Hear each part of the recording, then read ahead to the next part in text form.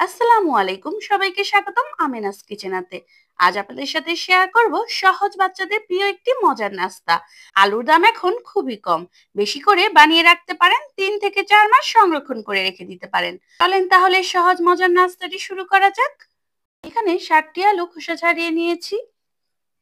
এখন একটি আলুকে আমি 3 পিস করে কেটে নেব। মোটা স্লাইস করে কাটতে হবে।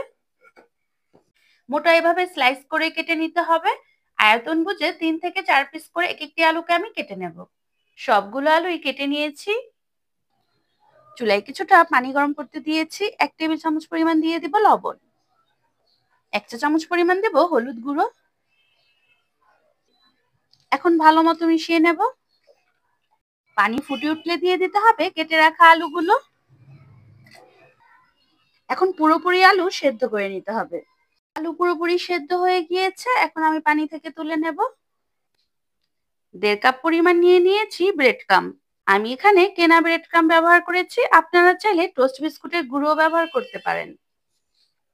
1/2 কাপ পরিমাণ দিয়ে দিচ্ছি কর্নফ্লাওয়ার। 1 চা চামচ পরিমাণ দিচ্ছি কালো গোলমরিচের গুঁড়ো। 1 চা চামচ পরিমাণ জিরার গুঁড়ো। 1 চা চামচ পরিমাণ ধনিয়ার গুঁড়ো। এখন ভালো মতো সবকিছু মিক্স করে নেব। আপনারা চাইলে কর্নফ্লাওয়ারের পরিবর্তে ময়দা ব্যবহার করতে পারেন, কিন্তু কর্নফ্লাওয়ার ব্যবহার করলে টেস্টটা বেশি ভালো আসে।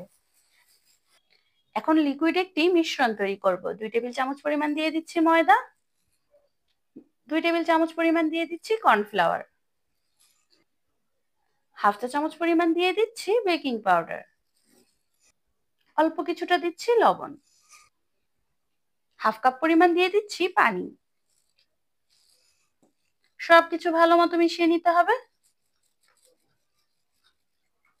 ঠিক এমন লিকুইড একটি মিশ্রণ হবে।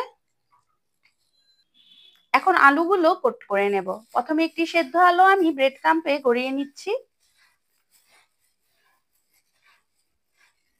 এখন লিকুইড মিশ্রণে দিয়ে দিচ্ছি।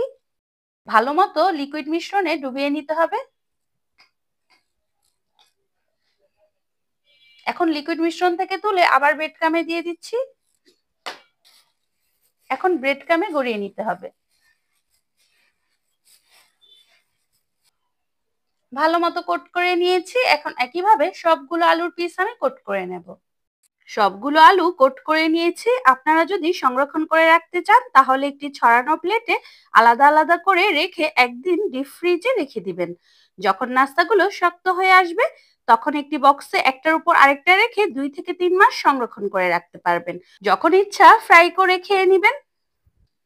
পরিমাণ মতো কিছুটা তেল গরম করে নিয়েছি। এখন এক এক করে নাস্তাগুলো তেলে ছেড়ে দিচ্ছি।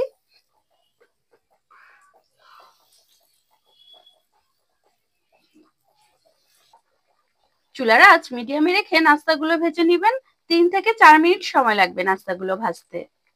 আলুর নাস্তাগুলো ভাজা হয়ে গিয়েছে, এখন আমি তুলে নেব। দেখে বুঝতে পারছেন কতটা ক্রিস্পি হয়েছে।